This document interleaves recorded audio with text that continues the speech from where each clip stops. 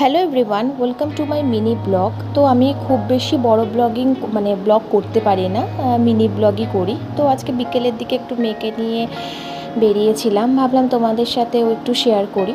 তো যেতে যেতেই দেখলাম ফুলের দোকান, তো মনে হলো একটু ফুল কিনি। বেসিক্যালি আমি রজনীগন্ধা স্টিক বেশি পছন্দ করি। তো যখন আমি দাম জিজ্ঞাসা করতে গেলাম, তখন মানে প্রচণ্ড দাম ফুলের, জানি না কেন। এখন কোনো বিয়ের সিজন নেই, কেন এত দাম। তো আমি দাদাকে বললাম যে আমাকে ওই দুটো স্টিক আর দুটো গোলাপের মধ্যেই একটু বেঁধে দিন। তো চারিদিকে দেখো কত ফুল, বিশেষ করে ওই যে সূর্যমুখী ফুলটা দেখছো না, ওটা বেশি সুন্দর লাগছে। আর সূর্যমুখী ফুল আর রজনীগন্ধা স্টিক, এই দুটোর মধ্যে, এই ফুলের মধ্যে এই দুটো জিনিসই বেশি ভালো লাগছে। তো মোটামুটি আমার ফুল কেনাও হয়ে গেল, আর আমি বাড়িও চলে আসলাম মিষ্টি নিয়ে। দেখো আমি এখানে খুব সুন্দর করে ফুলগুলো রেখেছি।